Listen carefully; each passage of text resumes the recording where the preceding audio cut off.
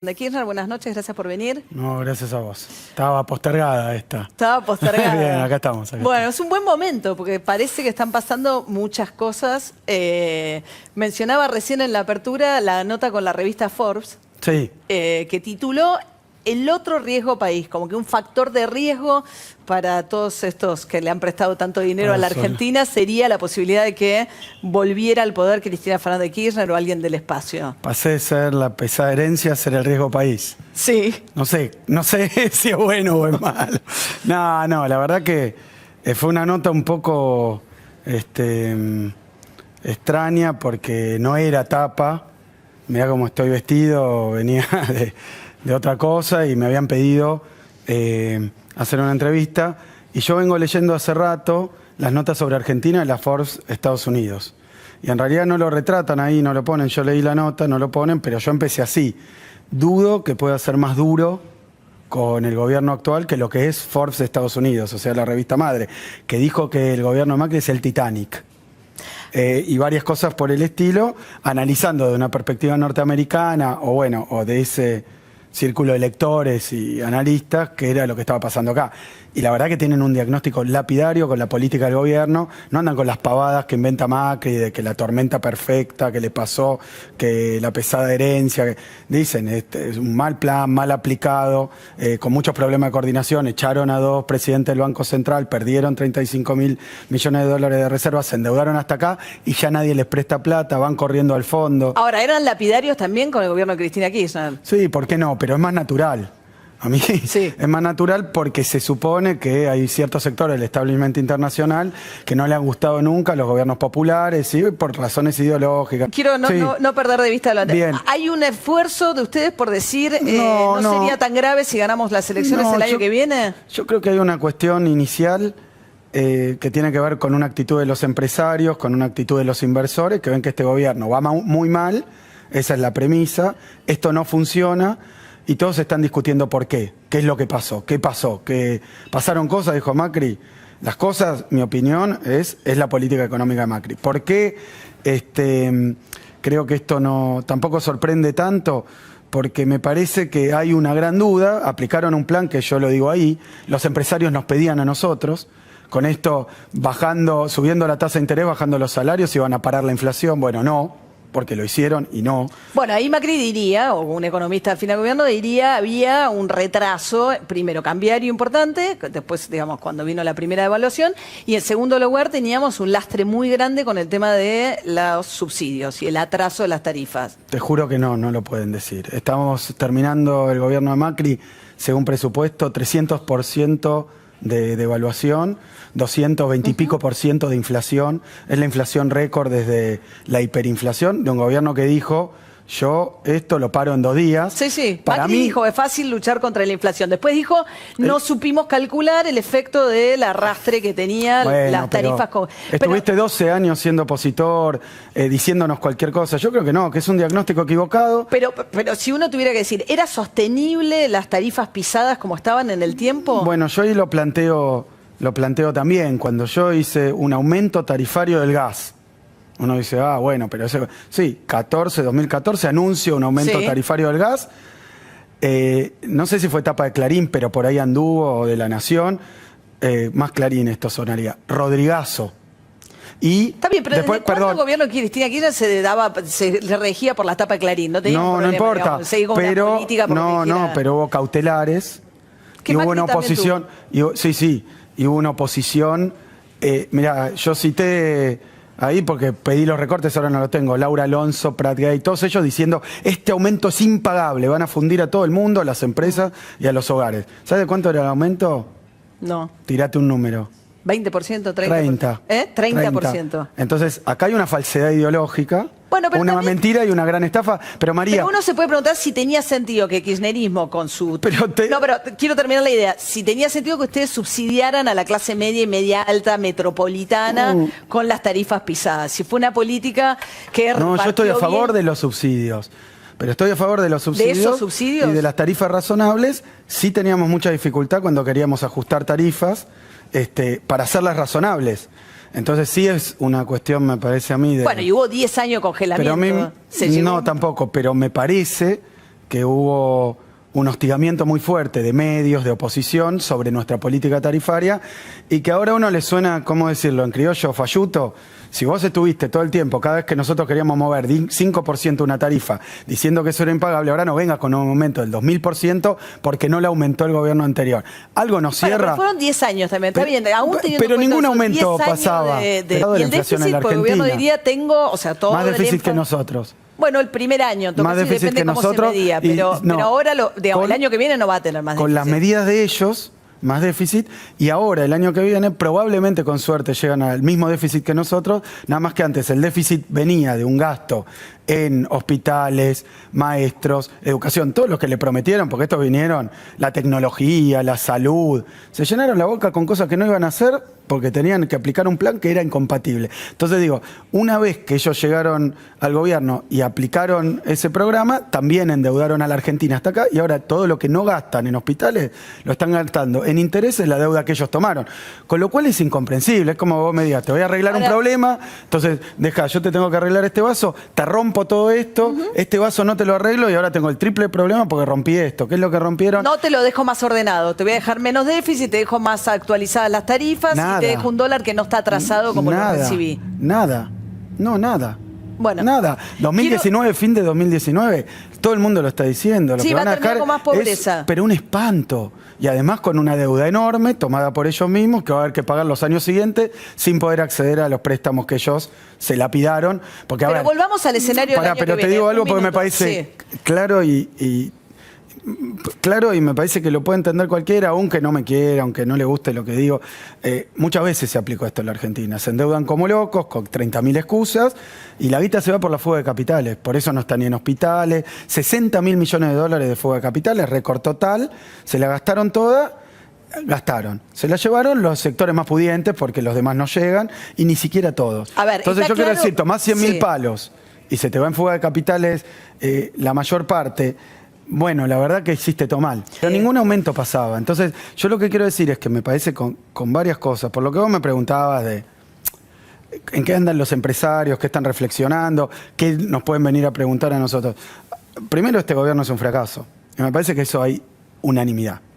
Unanimidad. Yo creo que nadie dice este gobierno hizo, no me pueden enumerar 3 cosas que hagan bien. Ahora tuvieron un problema grave de seguridad, incluso que era donde se vestían de Rambo. Entonces yo creo que es un fracaso que decepcionó a su base electoral, tanto empresarial, ni hablar pyme, ni hablar clase media, ni hablar clase media alta.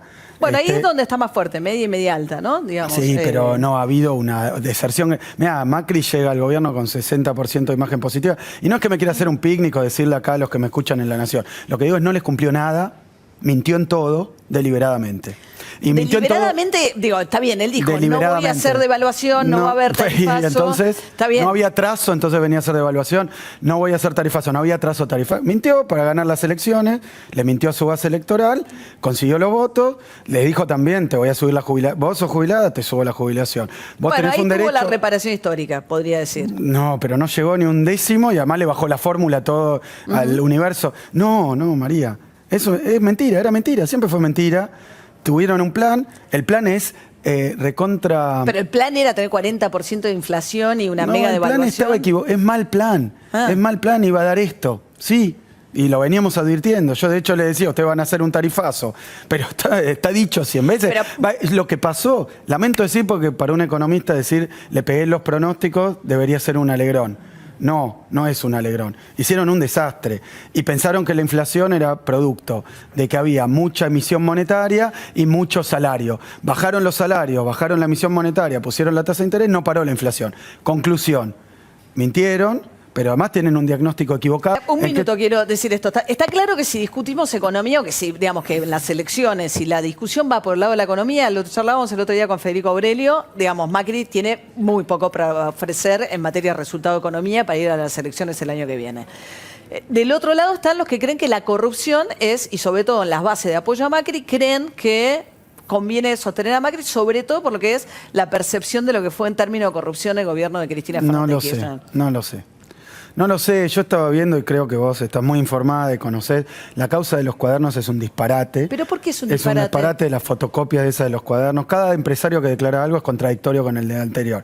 Si vos agarrás a Calcaterra, Te agarro dos porque Pero es lo es que le interesante no que so- venga un empresario. O sea, ¿por qué admitiría un empresario que pagó coimas? Porque le si dijeron, lo si no pagó? vas en cana, hoy mismo, Pero no, no. al sótano.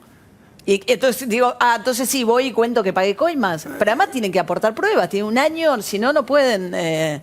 Y mirá qué raro. Por eso yo Pero vos digo, crees que no hubo qué pago raro. coimas. Esto es lo que yo digo. Yo no, mira, lo que te digo es, lo que yo veo en esa causa de los cuadernos, que es una oportunidad para ver si alguien puede explicar algo del cártel de la obra pública, cómo operó, porque ahí el que era presidente de la Cámara de la Construcción, Wagner, ¿no? Que es uno de los arrepentidos. Dice, nos juntamos por primera vez en la vida, nunca se había juntado el cártel de la obra pública, el club de la obra pública, se ve que se creó cuando llegó nuestro gobierno, según Wagner. Yo digo que no, porque yo conozco esto del cártel de la construcción y del club de la obra pública desde que era así de chiquitito, y un miembro de los señeros de esos es el papá de Macri, de ese club. De la obra pública, que teóricamente que hacían. Una cosa es cartelizarse para... No, pero cartelizarse es cobrarle un sobreprecio al Estado. Entonces, cobrarle un sobreprecio al Estado, y una vez que vos le cobrás un sobreprecio al Estado, porque, a ver, si vos y yo somos los únicos que ofrecemos agua y alguien viene a pedir, esto sería un cártel, o X e Y. Dicen, bueno, en vez de cobrar la 2 que sale, digamos 10, y el tipo no va a tener otra que pagar. Eso teóricamente es lo que hace el Club de la Obra Pública, por eso es un cártel, como es el cártel del petróleo, la OPEP, no lo esconde, digamos, pone el precio más alto porque quiere, le conviene. Pero también hay un funcionario del otro lado que lo acepta porque recibe algo a cambio. Bueno, entonces no pelea los derechos, los intereses del Estado. Sí. Si existe el cártel de la obra pública hace 500.000 años, es porque tienen un poder de extorsión sobre el Estado y porque no hay otro que haga la obra, porque si no, no sería un cártel. Te lo digo porque, por ejemplo, en varios sectores en la Argentina hay muchísima concentración y fijan precios. Pero no porque hay corrupción, porque no importa. Eso puede desembocar en corrupción, sí o no. Lo que hay que hacer es desarmar el cártel, cosa que es muy complicado. Pero, eso es lo que habría que hacer. Una de las estructuras de... Para desarmar el cártel vos deberías generar nuevos constructores o estatales. Todo eso tiene muchísima resistencia, pagan propaganda, hay lobby. O sea que no sé, yo no conozco en detalle cuál es el procedimiento ni nada. Porque, por ejemplo, en la época de Cacciatore, por ponerte un ejemplo... Está bien, pero lo que vos me estás diciendo... Pero yo digo que se sientan los empresarios más importantes de la Argentina y dicen, no, yo pagué coima, pero no pagaron. Digo, es difícil suponer que eso no es cierto. No, pero cuando le preguntan, a ver, si yo fuera el juez... No tengo ni idea de cómo se hace para ser juez, porque no fue lo mío, ni soy auditor, ni nada. Fui ministro de Economía. ¿Eso no pasó? Y yo lo que digo, no, pero ¿sabes por qué digo que no? Porque Wagner dice que estaba en esa mesa, menciona a gente que está en esa mesa, entre ellos a Calcaterra. Y dice, en ese momento vino un funcionario y nos dijo, ustedes repártanse la obra pública, que es lo que sospechamos, porque no conocemos, que se viene haciendo hace 340 años en la Argentina, pero se le ocurrió un funcionario. Espérame, María, espérame. Entonces, se le ocurrió, no me interrumpa, déjame contar esto porque me parece que es grave, importante para un público que está taladrado por estas porquerías que vemos ahí atrás. ¿Por qué porquería? Ahora te voy a explicar por qué. No vos, el camarógrafo se me ríe. No, por esto. ¿Qué, los cuadernos son una porquería? Yo no vi ningún cuaderno, los quemaron, no conozco, me parece toda una fantochada. Eso es lo que, como la causa de Lula, me parece esa fantochada. A mí... Me puedo estar equivocando y mirá que estoy cubriendo a los empresarios. O sea que no es funcionario de mi gobierno, son los empresarios que dicen, se juntaron y dijeron vamos a cobrar más caro toda la obra pública de acá en adelante. Teóricamente porque se los indicó un funcionario, lo cual a mí me parece una cargada, porque el cártel de la obra pública, viene un funcionario del interior recién asumido y le dice ustedes cartelícense. Pará, pero dice, a partir de ese momento cobramos más caro la obra pública no sé cuánto. Entonces yo si fuera juez le diría tráigame un papel, muéstreme la contabilidad, cuánto cobró, qué obra hizo cada uno. Nadie les preguntó nada. Le dijo, bueno, usted, señor, a su casa. Tiene un año para entregar la prueba de lo que dicen. Sí, bueno. Pero después vino otro que estaba en esa reunión y dice, yo nunca estuve en esa reunión. Yo no pagué ninguna coima nunca. Pará.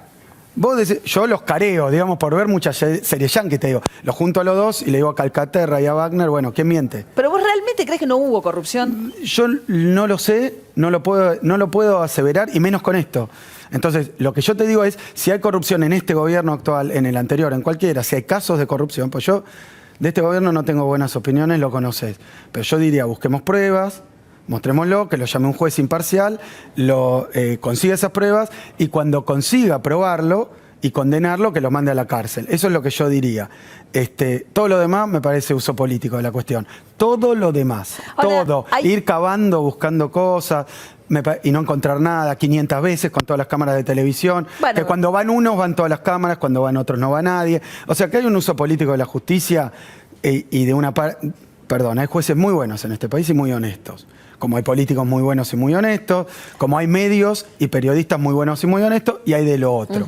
Entonces yo lo que creo es que esta cosa de tirarse cuadernos, tirarse soterramientos del Sarmiento, Correo, no es bueno para nadie. No es bueno Está para el nadie. primo de Macri yendo al tribunal diciendo sí, pagué coima. Y no, pero él se va a la casa inmediatamente. Está bien, pero va a decir pagué coima pero porque entonces, sí, porque no las pagó. No, él no dice que pagué coima. Sí. No. Sí. No. ¿Qué dice? Dice, hice un aporte de campaña de mi bolsillo. Eso no es pagar coima. Hice de $150.000. O sea, Rollo hizo obra dice, pública.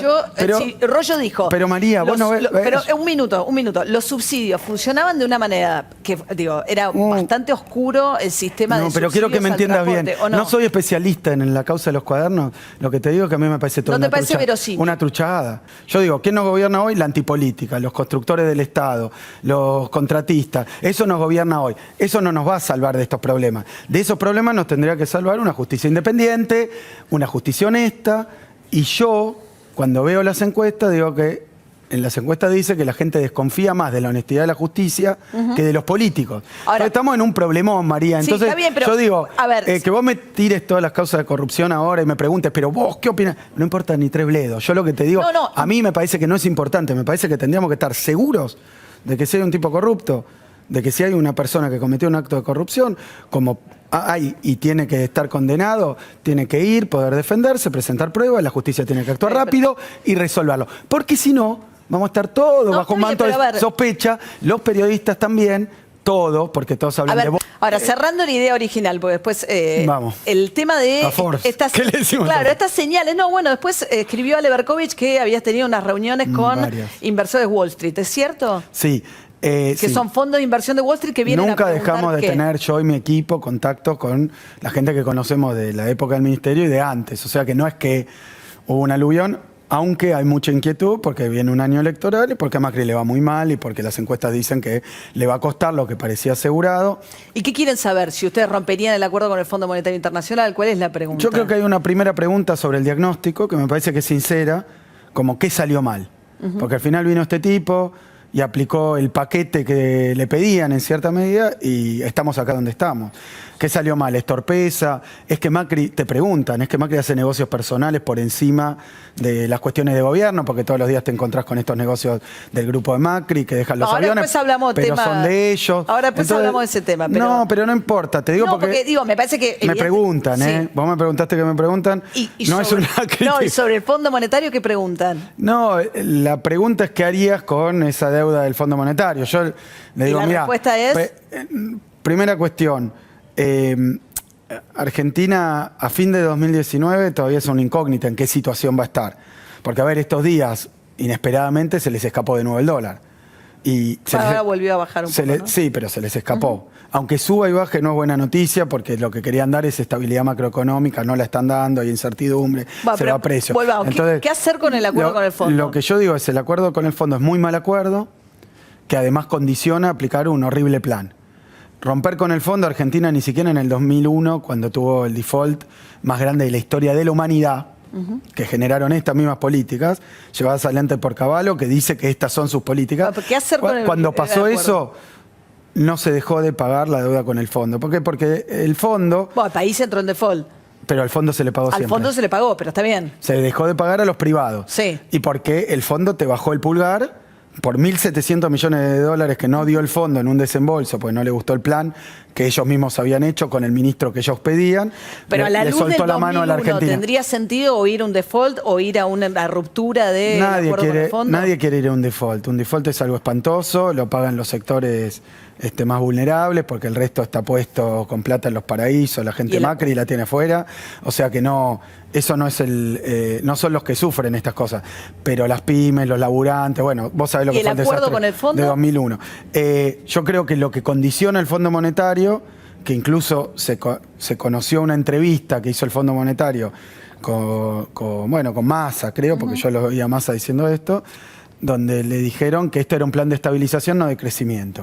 Y ahí comete un error el fondo, que el propio fondo reconoció en 2001, que el propio fondo reconoce con Grecia en documentos actuales, que es que si vos no crecés no podés pagar ninguna deuda. ¿Pero qué se hace con el acuerdo con el fondo? ¿Está firmado? ¿Te prestaron la plata? ¿Está No, cuando cambia el gobierno, mira, mucho antes, si va a cambiar el gobierno, van a llamar al nuevo gobierno, se van a sentar, porque nadie quiere un fracaso. El fondo tampoco quiere ser artífice no romperían. de destruir un país. Y no se puede, vos sos socio del Fondo Monetario Internacional, tenés una cuota que te tienen que prestar, estás en el marco de un acuerdo. Después puede haber tironeos. Yo la verdad que creo que esto que ha firmado Macri, como lo que firmó con los buitres, es un espanto. Los propios funcionarios del fondo creo que lo dijeron on the record, que el ajuste que Macri comprometió es más grande que el que ellos le pedían. Y si vos lees el informe 116, 140 páginas, dicen que ven serios riesgos de poder cumplir eso que firmaron. Con razón, porque esos mismos funcionarios 2 meses antes firmaron otra cosa. Entonces yo lo que quiero decir es que me parece que el fondo, en un cambio de dirección de gobierno, con otro gobierno, con otra orientación democráticamente elegido, se va a sentar a rediscutir algo que se hizo con un gobierno que ni siquiera fue capaz de mostrarle por qué, ni cómo, ni para qué íbamos al Fondo Monetario. Entonces yo creo que los funcionarios del fondo tampoco comen vidrio, ni tampoco van a ir a la guerra con un país porque no son un partido político. Entonces, ahora, pero si vemos todo el lado de la economía... Yo veo que el fondo se manejaría como ha hecho en varias oportunidades. Renegociando. Claro, como siempre hace. E incluso renegoció con Macri, o sea que metieron la pata hasta acá los funcionarios del fondo y renegociaron con Macri porque vos no podés hacer que en una sociedad... Mira, incluso el Fondo Monetario pone, y después lo reproduce de alguna manera el ministro Duhovne que está ahí y la señora que está ahí, Lagarde, que no ha logrado enamorarme, mirá que la miro seguido, pero ¿sabés lo que dicen? Nos llama la atención porque esto no generó un estallido social. Duhovne dijo, yo no sé si... Le digo a la audiencia... Fue la primera vez que hubo un ajuste de esta magnitud sin que cayera un gobierno. ¿Y vos qué opinás de eso que puede decir un ministro de Economía? ¿Que es una provocación? ¿Cómo lo ves vos? Yo no lo entiendo, te lo digo sinceramente, es una provocación. Como decirte, mira, te estoy amputando el brazo sin anestesia y vos no gritás. Es la primera vez que alguien no grita. ¡Apa! Entonces vos decís, ¿qué está pasando acá? Ahora, la tío esta pregunta de otra manera. A ver, ¿qué cosas? Porque leí una nota también en La Política Online, que era una nota especialmente autocrítica, me pareció. Que había como una idea de que comunicaron mal, que había un tema con, ¿no? Cómo trataban al periodismo. ¿Está bien? No quiero citar mal. Dale, sí. Ahora te lo digo. ¿Nos tenemos que ir a un corte ahora? Porque espera que me están diciendo, ¿qué hago? ¿Voy a un corte ahora y vuelvo? No, los tenemos que cerrar. Bien. Lo que digo es, ¿hay algo de lo que se hizo, ya sea vinculado a la corrupción o vinculado a la forma de gobierno, que cambiarían en caso de volver al gobierno? Y yo es lo que dije y lo sostengo. La situación es distinta, la Argentina está muy distinta, gobernar la Argentina va a ser muy distinto, la región está muy distinta, vas a tener a Bolsonaro, que nadie sabe, ponerle un signo de interrogación para ser bondadoso, tenés a Trump. Hoy acá está el G20, es una guerra comercial entre China y Estados Unidos. O sea, hay otro mundo muy distinto, creo que habría que tomar medidas distintas. Creo que efectivamente habría que hacer, a mí me gustaría que se haga con estas cosas, el uso de la justicia, el uso de los medios de comunicación, para salvar un gobierno de todas y para perseguir otro gobierno. Yo veo eso, yo lo sentí en carne Tengo que propia. irme a un corte, pero ¿vas a ser candidato a gobernador en la provincia de Buenos Aires? No lo sé. No lo sé. Bueno, ya volvemos aquí en 50 minutos, quédense ahí.